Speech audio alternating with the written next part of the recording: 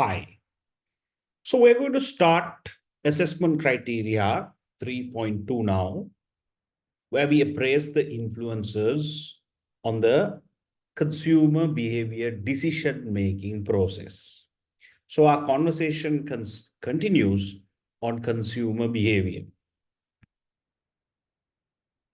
So in this area, under assessment criteria 3.2, we are going to look at these theories. We are going to look at the various stages of the consumer decision-making process. There are 5 stages, and we're going to look at them in detail. Then there's another decision-making process, the organizational decision-making process, which is also something we are going to investigate today. In addition, we are going to look at the customer journey, offline and online, the journey that a customer goes through when buying a product. We're then going to look at the Rogers diffusion of innovations. We call it the Rogers diffusion curve, right? It's an important theory. It talks about the adoption of innovations. I'm going to explain that to you. And then we're going to look at the different types of influences. What influences the consumer's decision-making when buying a product? What influences the consumer's decision-making when buying a product? So there are psychological, social, cultural, personal, and social media influences. We're going to discuss all these today, right? So let's get started, guys. Let's get started. So we're going to start off our conversation with something called a decision-making unit, right? So what is a decision-making unit? Now, when you buy a product, let's say if you are a household and you have a father, a mother, right? Kids. And if you decide to, let's say, go out for dinner, okay? Not only will the father will have some options of locations, the kids will also want to go to Pizza Hut, to go to a burger joint, there's McDonald's, Burger King. Some might want to go to KFC. Some might want to go to the mother might want to go to a 5-star fine dining, right? So when we come into a decision-making environment, it is not sometimes one person's decision, especially when it comes to a family. You have to consult all parties in the family, father, mother, children. Everyone can influence a purchase decision.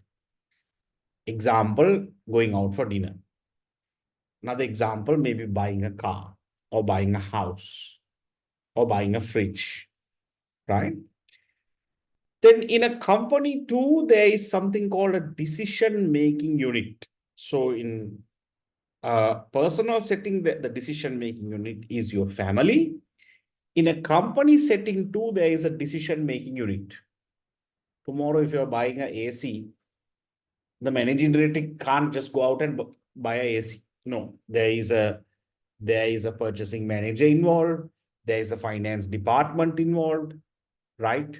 Then you might be buying the AC for the marketing department, so they need to like it, right? So that entire unit, we call it the decision-making unit. So the decision-making unit has B2C and B2B, right? Now, here's an example. Children may weigh heavily on family purchases for everything from restaurants to vacation destinations, for mobile devices, and even sometimes car purchases, because it's called pester power. Pester power. And children, when you have children, especially when they're young, some parents upgrade their cars, some parents change their houses, because you love your children. It's a full nest, right? In marketing, we call it a full nest. So the children can influence parents to buy and upgrade so many different types of products and services. Okay. So when we talk about a decision-making unit, now let's take a company, right? In an organization setting, you will have clear roles. You will have clear roles, right? In an organizational setting, you have, let's say, the marketing department wants a photocopy machine, right? Let's say the marketing department wants it. So then right? So then the user is the marketing department. They are the ones who want a photocopy machine, right? Then let's say the marketing department is the user, okay? But you have the initiators. So if the marketing department wants a photocopying machine, they have to go to the purchasing department to initiate, to raise a purchase order, to find what are the options of photocopy machines out there, right? We call them initiators. So the purchasing department becomes initiators. They are the ones who initiate the transaction and they evaluate the transaction. Then maybe you give it to the buyer, right? The head of the purchasing department will evaluate and buy the photocopy machine, right? Sometimes this can be even the finance, right? Finance department might buy it, okay? Then you have decision makers. Maybe it goes to the CEO's approval. So the CEO becomes the decision maker. So you have the user, the photocopy machine marketing department, right? Then you have initiators, maybe the purchasing department. Buyer can be the finance department. Decision maker is the CEO. You might have other departments that influence the decision. Can be the maintenance department, where to keep the photocopy machine, right? You can have gatekeepers. Gatekeepers are people who control the decision making, right? Can be the personal assistant to managing director, right? Who will make sure to ensure that the CEO is in a good mood to approve these transactions. Gatekeepers also important. So you can see in an organizational setting, the decision-making unit roles are very clear. And when it comes to an organization, we call this decision-making unit another term. We call it the buying center. The buying center, right? This decision-making unit, we call it the buying center in B2B. Why? There are so many people involved in just making one decision, buying a photocopy machine. There are so many stakeholders in the buying center involved. But when it comes to a B2C transaction, right? When it comes to a B2C transaction, that is a consumer buying, let's say a family, okay? If you are buying and if you are not married or whatever it is, then you play all the roles. You are the buyer, decision maker, user, initiator, influencer, gatekeeper. But let's say if you are to buy a car, okay? Let's say you want to buy a car. Then sometimes the initiator can be the kids. Then influencers can be, again, maybe the mother, right? Gatekeeper can also be the mother. Buyer can be the father, the financier. Decision maker might be the father, right? The father, okay? User can be mother and father. So you can see when it comes to decision making, you can't only convince one person. Say if car companies only advertise to the father, that means you are only advertising to decision maker and the buyer, but you are not covering influencers, initiators, users, gatekeepers. So when you're advertising your product, when you're branding and marketing your product, you need to ensure you market your product to all the stakeholders in the decision-making unit, not just the decision maker and the buyer, right? That is the case. Even let's say if you're going on vacation, you won't only advertise it to the father. You'll also, advertise it to the kids who will go and use Pesta Power and tell the parents, let's go on a holiday. This is where they want to go. And it actually works. it actually works, right? I know because I have two kids and I know how many movies we go and watch with their recommendation, right? In fact, last week I had to go and watch, Deadpool and whatever movie that is out there, the new movie that is out there, right? So every time a new movie is out, my daughter or my son will use Pesta Power and say, we have to go and watch this. Can we go tomorrow? Can we buy the tickets now? So you can see, otherwise, I never want to go for this. I'm happy with Netflix. But that Pesta Power comes in. So influencers, initiators, and therefore we end up going. Okay. So this is the consumer or the B2C decision-making unit. When it comes to the company, too, we can use the same unit, but it's called the buying center in terms of the decision-making unit. Okay. Now we got to understand the decision-making process. The decision-making process. This is from my book. There is a 5-step decision-making process. There's a 5-step decision-making process, right? So the previous one was a decision-making unit. This one is a decision-making process, 5-step decision-making process. Remember, this is the consumer decision-making process, B2C. If it's an organization, B2B, the decision-making process is longer. It's an 8-step decision-making process, which we will look at. Now, understand this model as a consumer. When you want to buy a product, when you are looking out, the first thing is you're trying to solve a problem. You're trying to solve a problem. Okay? You have a problem that you're trying to solve by buying a product. So I jammed my fingers on the door. So I had to go to the pharmacy and ask them, what can I use? Because my fingers are paining. So then they gave me this. So the problem was my fingers are paining because I jammed it on the door. And now I need something to reduce my pain. Problem recognition. Problem recognition. Information search is the next step.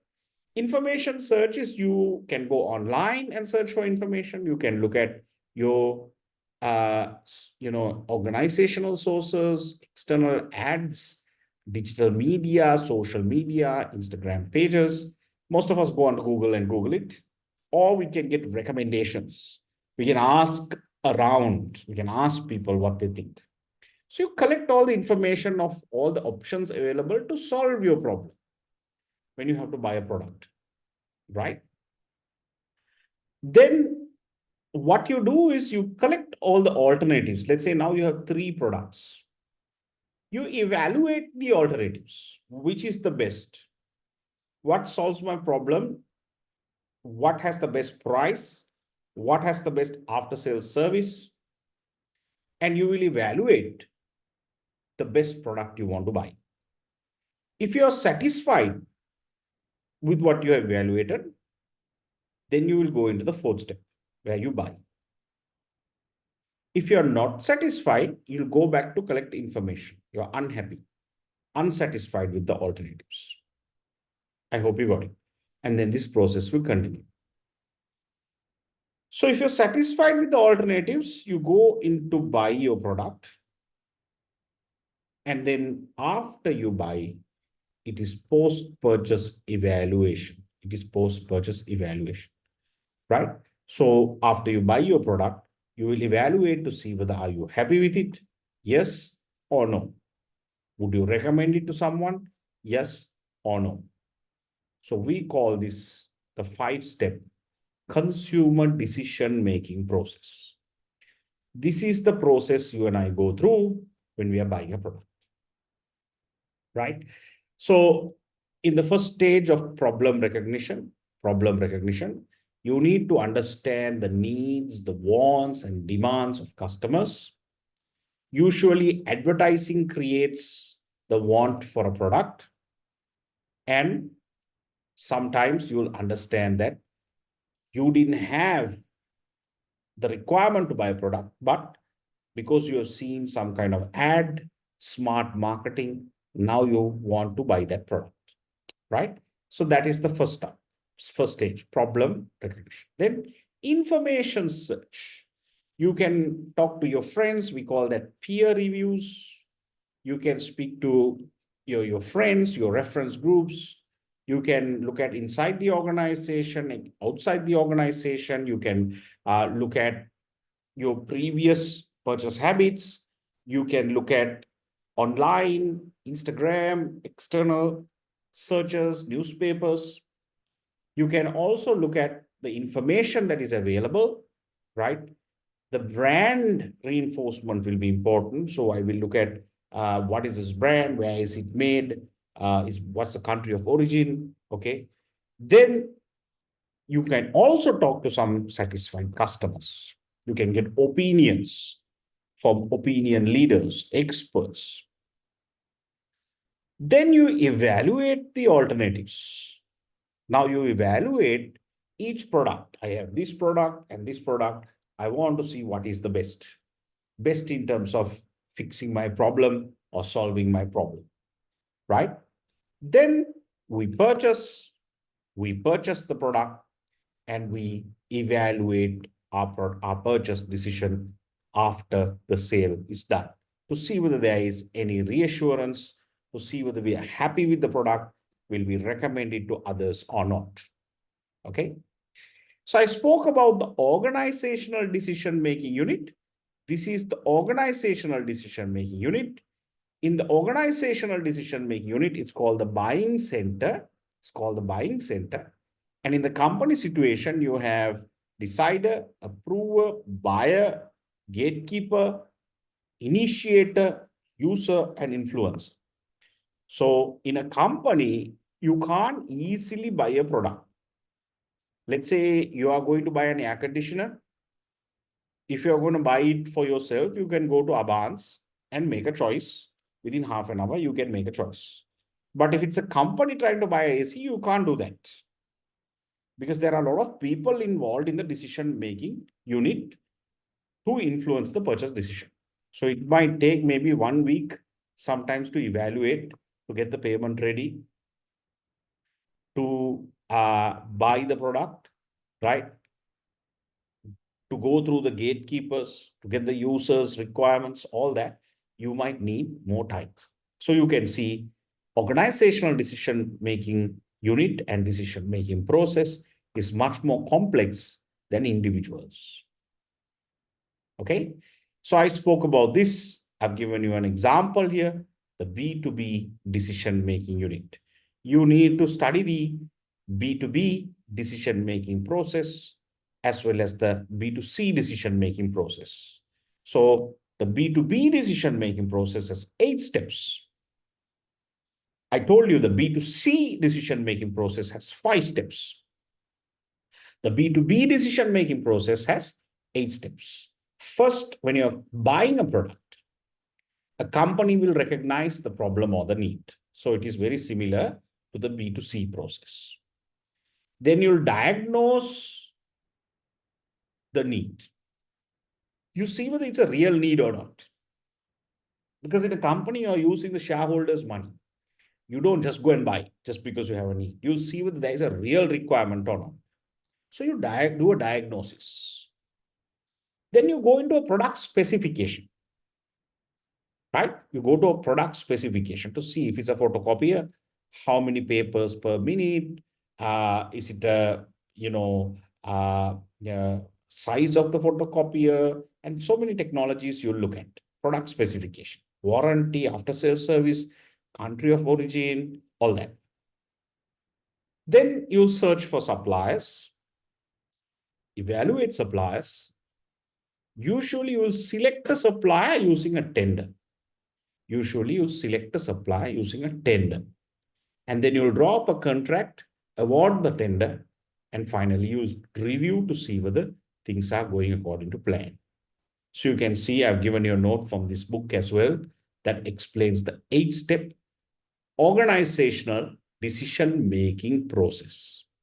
You have to study the members of the decision-making unit, B2B and B2C, and the decision-making process, B2B and B2C. So here's it side by side. You can see now the decision-making process side by side. You have to study this.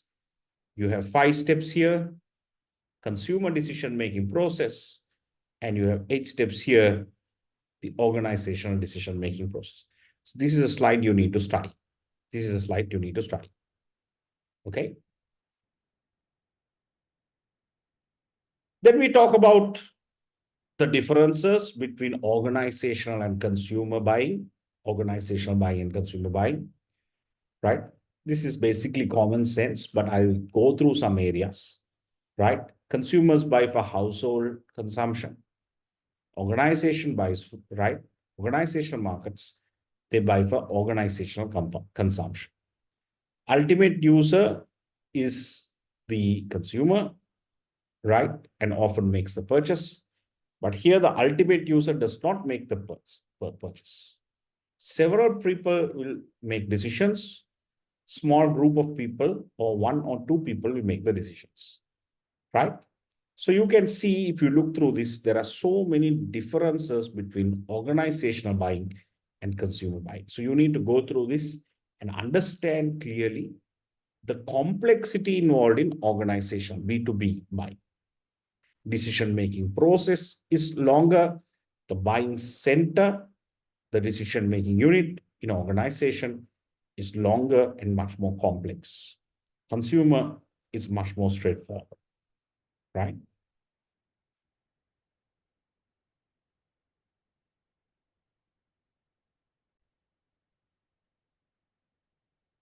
Okay, so now let's look at a customer journey map.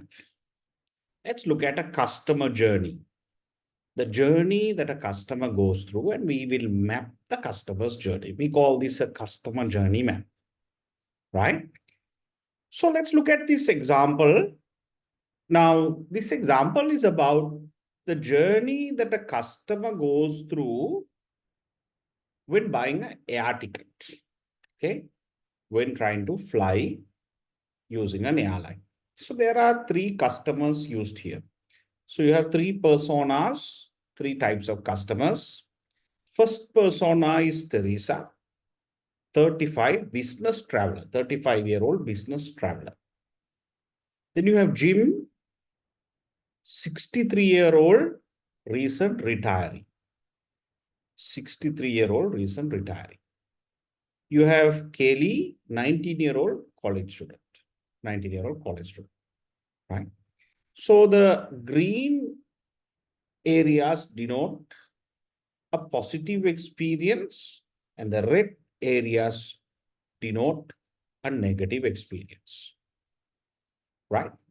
So a customer journey map is broken into 4 areas. One is the first phase in the purchase situation, where you get to know about the company, get to know about the product or the company. We call that the discovery stage. Then the research stage is where you find out more information, where you get more information about the organization. Conversion is where you buy, where you buy. Conversion means it's an online term used to buy, conversion. And after you buy, we call it the post-sale engagement.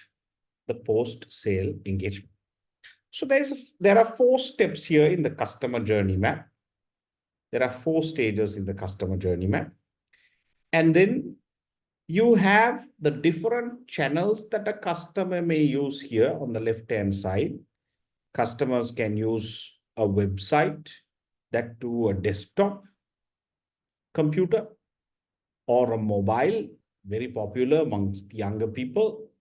Again, you can use a website or a mobile app, social media, you can get services, chat, you can phone in, you can go to the counter in person, or you can get online chat support, right?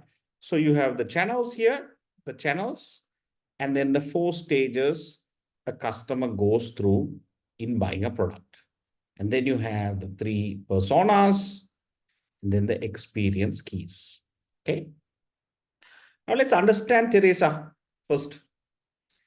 Teresa is a business traveler. So it's very straightforward, probably travels 3-4 times a month. So airport is like a bus halt to Teresa, right? So in the discovery stage, Teresa search for flights using the desktop website, right? And then in the second phase, you research, look up for prices for specific dates very quickly, again using the desktop. And then you buy a ticket. Conversion means you bought a ticket, purchased a ticket. So there's no positive experience, no negative experience. Business traveler, that's the customer journey of the business traveler. That's the behavior of the customer journey of a business traveler. Really fast. You get one call by your boss. You have to be here, right? You quickly go online, check the availability, quick comparison of tickets, and you book the ticket really fast, buy it. All done on desktop on the website. Now see the behavior of Jim. Jim is a recent retiree. Jim, in contrast, is very different when it comes to behavior. Jim is a retiree, so we look for value for money, discounts, finds out about flights, search for flights, discovery on the website, on a mobile, then watch a promo video on social media, maybe YouTube, maybe Facebook, right? Then looks for more information, look up more prices using the mobile app of the airlines, right? Then compare rates with competitors, look into other options of transportation like buses and trains. And then Jim goes through a bad patch, negative, right?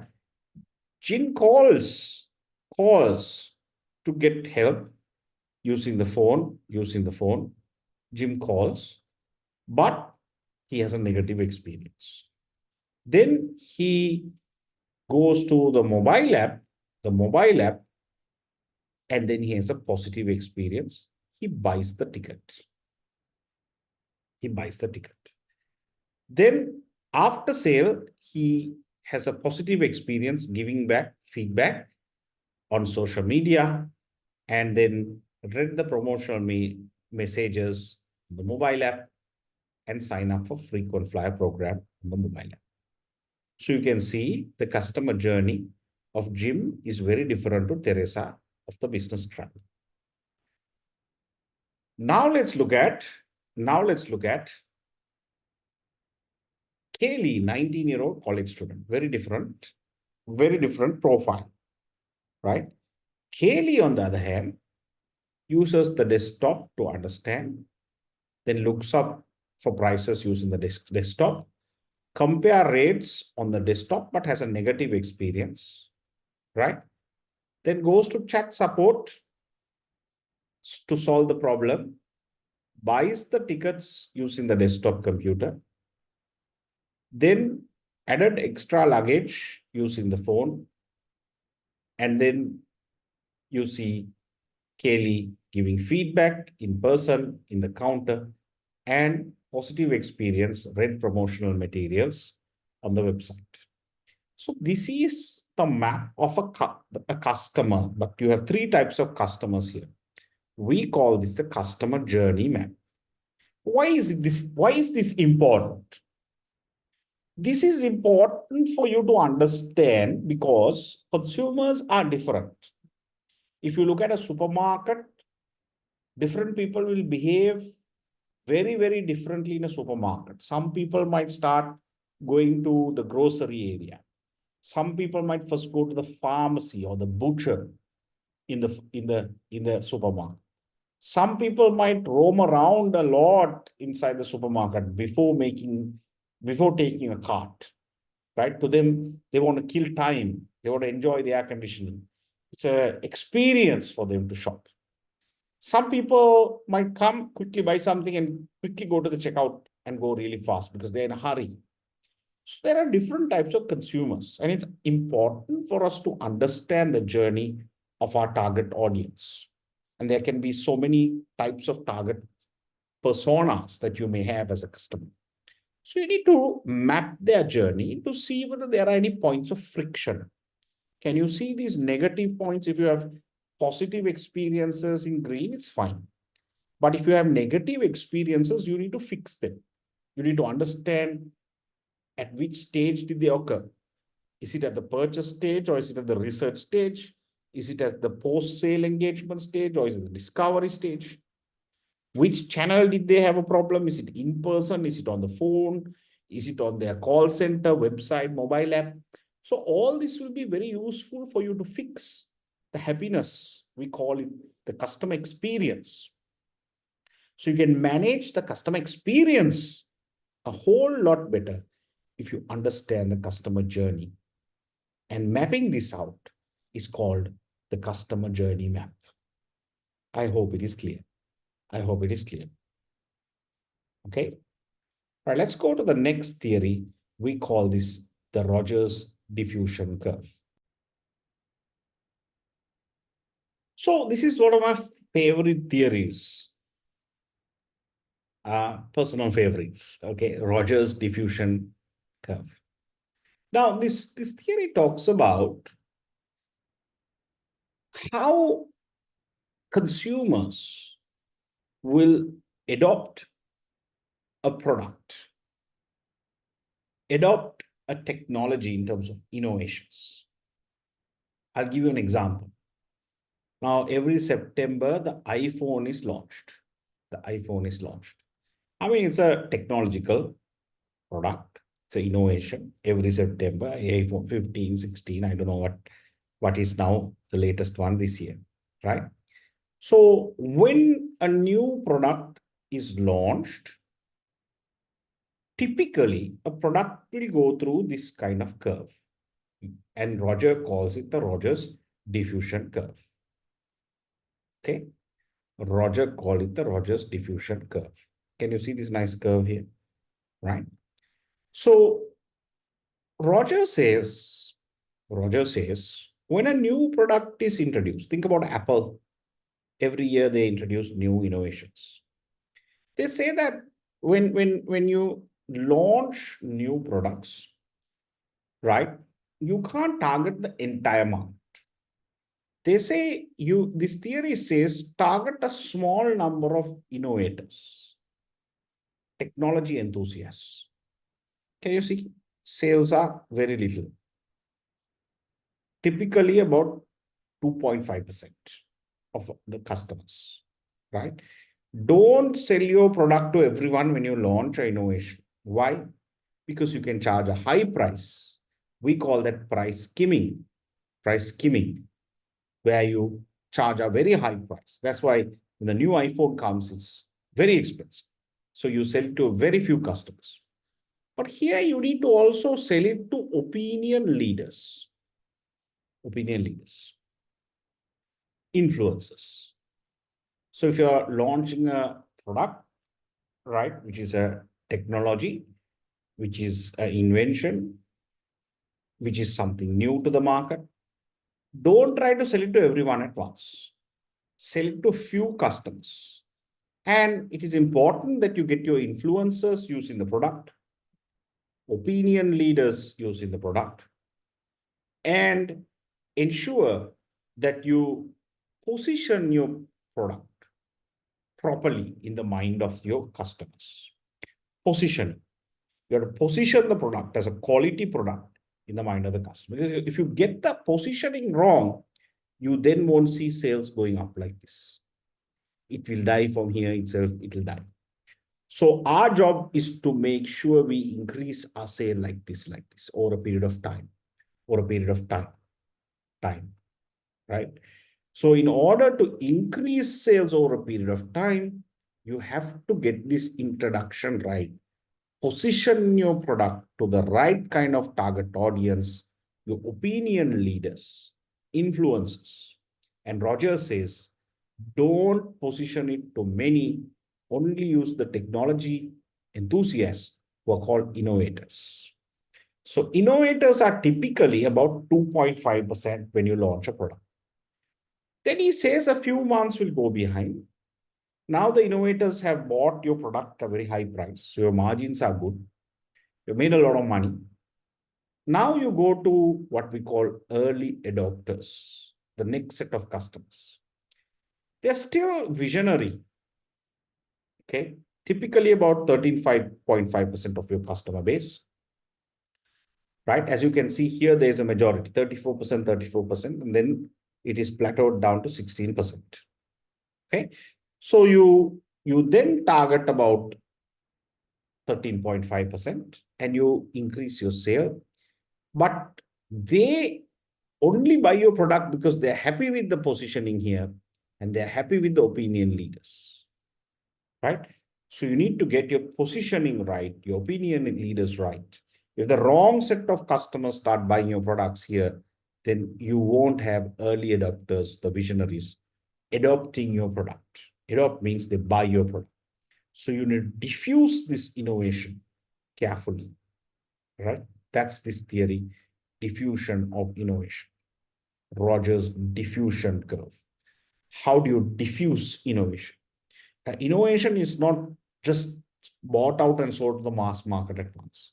It is diffused slowly over a period of time, and you make maximum amount of money over that 1 year cycle that Apple produces the phone. You know, Apple has an interesting strategy, right? You know why they launch on September 9th every year or September 10th? They launch it because it's my birthday. No, I'm just joking, right? They launch it on the September 10th because that gives them enough time to target the innovators who will buy their product at a very premium price. And then comes the holidays, Christmas and New Year. Everyone thinks about gifts. And by that time, you have targeted the early adopters, the visionaries. And then now you are ready to cross the chasm and go to the mass market. This is the chasm. Now you're ready to really boost sales to go into 34% early majority, 34% late majority, pragmatists and conservatives. This is the mass market. You go into a broad number of customers, price drops, volume significantly increases. But if you get your positioning wrong here, you won't cross the chasm properly. Crossing the chasm means your sales goes through the roof. This typically happens in December and January for Apple. With the launch in September, it gives them 3 to 4 months to really make sure they get this area right with innovators and early adopters. So they really push the early majority and late majority. And that's how they sell millions of phones. But come February, March, Valentine's Day, March, April, still you have some people who end up buying your product. Those are the laggards, the skeptics, about 16%, who will still buy your product, but sales won't be as good because now you're waiting for the next release in September. So right now, we are all waiting the release for September, but then December comes, January comes, sales goes through the roof, and then it plateaus down again, and it's a cycle. And they launch new products every year like that. So can you see the diffusion of innovation? So the important lesson here is, if you are to go to the mass market and your sales go through the roof, you need to get your innovators and early adopters, the correct visionaries and technology enthusiasts, the correct audience. Position your product carefully to the influencers, to opinion leaders. Otherwise, it will die before you cross the chasm. Sales won't go through the roof. Before the chasm, you won't be able to cross the chasm. Your sales will go down. I hope it is clear. I hope it is clear. So we now look at what influences consumer behavior and what influences organizational behavior. I think this is something we looked at in the previous assessment criteria as well. So I'm not going to spend too much of time. So what influences organizational behavior? You need to study this. There are environmental factors, organizational factors, interpersonal factors, and demographic or individual factors of the buyers. So there are 4 things that influence business buyer behavior or organizational buyer behavior. And then you need to also look at the factors that influence consumer buyer behavior. Culture, I spoke about this in the previous class. Social class reference groups, we will look at some of these in the next few slides. Demographic factors or personal factors, and psychological factors, things like motivation, perception, attitudes, and beliefs of people. All this can influence consumer behavior, right? So when it comes to reference groups, a reference group means who you spend most of your time with. All of us have different types of reference groups. Example, maybe your friends. Why we call them a reference group is because they are influential. The way your behavior is modified through their influences. So reference groups are very important because they will influence your behavior. So you need to watch out whom you're hanging out with. Okay. So it can be your work colleagues, maybe the people who you spend time with after your work hours, your friends, your family, your, let's say, your church or mosque or temple, right? You might have, again, certain clubs that you're part of, societies that you're part of, let's say Lions Club, Rotary, Leo, all those things, right? So all these are your reference groups. If you're a kid, you're going to school, which is a very powerful reference group, right? So your reference group will influence your purchase decisions, okay? And your family is the most important influencer you have because you spend a lot of time with them, and also your workmates, okay? So this concept is very important for you to understand because birds of a feather flock together. So the behavior of these groups are very similar because they influence each other. And opinion leaders are usually the influencers. You know how influencer marketing works online, right? So influencers today are very powerful. Today you have macro influencers, micro influencers, nano influencers. People who have large number of followers, people who have moderate number of followers, people who have small number of followers, maybe 2,000 to 5,000 followers. All of them are influencers. Okay, and then you have the Kim Kardashians, the Ronaldos, who are sort of very, very big influencers, opinion leaders. And word of mouth is a very powerful way that these influencers communicate with, because their recommendations are taken very seriously by others. That's why they are opinion leaders or influencers. So their words, their opinions are trusted by their friends and all the followers and their fans. So word of mouth influence is something that you need to understand when you talk about opinion leaders and influencers. Okay. So again, companies like Disneyland, right? Their biggest influence is, of course, Mickey Mouse, right? But then they also have micro influencers, recognizing the power of mothers on social media, who post things, who talks about their happiness with their other moms, right? So you can see that you don't always need the Ronaldos and the Kim Kardashians or the Piyumi Hansamalis. You can also have micro influencers, people who have 2,000 followers, who go and post something and then it is seen by so many very captive, like-minded reference groups, right?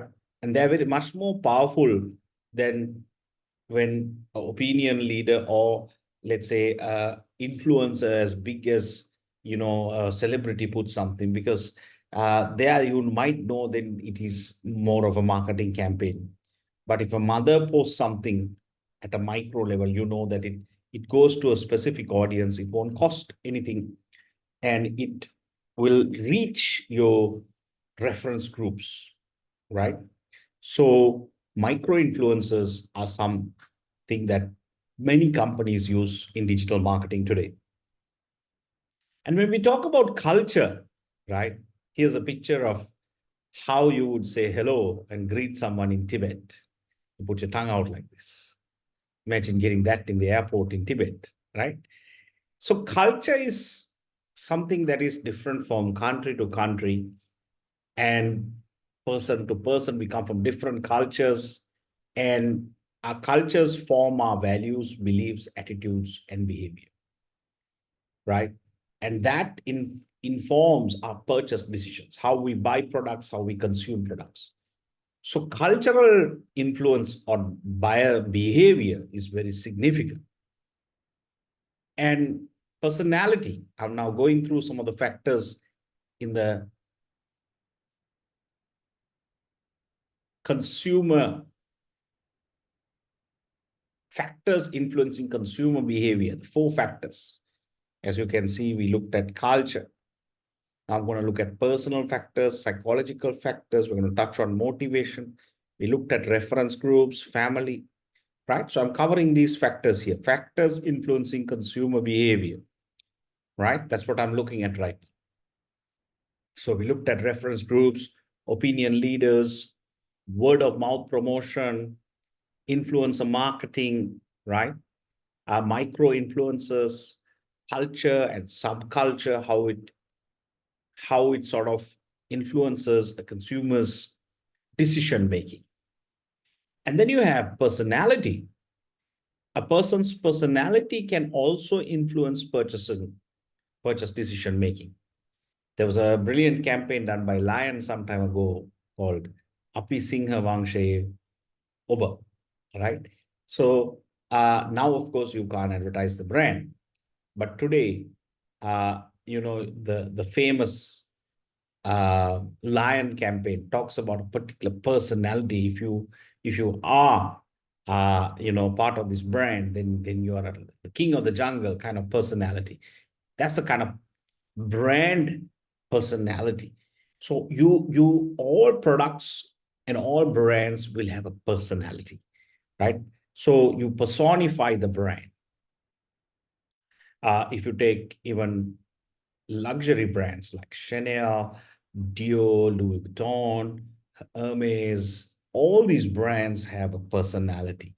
It has a specific personification, right? So the personality can influence your individual personality, will depend and will influence the kind of products that you buy.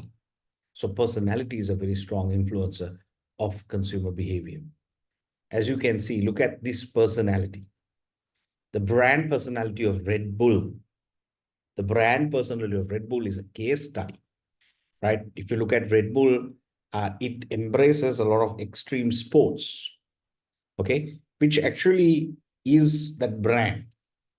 It's a very outdoor, extreme, very different kind of personality that it has created. Well-known brands tend to strongly associate with one or more traits. Red Bull is associated with extreme excitement, extreme excitement. That's the brand personality, right? And then we come into motivation. We finish off with Maslow's hierarchy of needs. So Abraham Maslow has a theory on motivation. Maslow said many, many years ago that human beings have an order of needs, a hierarchy of needs, a hierarchy of needs. Okay. We call it the Maslow's hierarchy of needs, consumer needs. So Maslow said that usually a consumer would first, when you're born, have the first need. What is the first need when we come out of our mother's womb? The first need is called physiological needs, for hunger, to breathe, the air to breathe, the thirst to drink milk, right? That's the first need a human being would have. After that is satisfied, you live a few days, few months, right? Now you're getting a little bigger. You now aspire to have the second need, which is safety needs, security needs, protection. And mainly you solicit your parents' protection.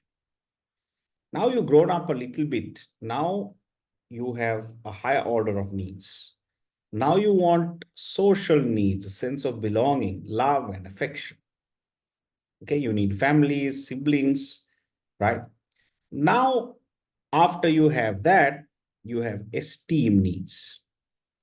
Esteem needs means now you're bigger, you want social status. You want to belong to different clubs, different societies. You want CIM chartered marketer, you want recognition, you want a designation, managing director, CEO, head of marketing. So you have esteem needs. And finally, one day before you die, you will have another need called self-actualization needs. That is called self-fulfillment or self-development, right? So what it means is, now some people might say, before I die one day, this is my bucket list. Before I die, I want to do these 10 things, right? And after you do those 10 things, you are self-actualized. You achieve nirvana, right? You've gone to heaven, right? Or whatever other religion, you achieve the fullest, the maximum that you want to achieve. So that is called self-actualization. That is the ultimate goal of what a human being wants in a lifetime. So the Maslow's hierarchy is an order of hierarchy, and we call this Maslow's hierarchy of motivational needs, right? Okay, so that concludes our discussion on assessment criteria 3.2. I will see you in 3.3.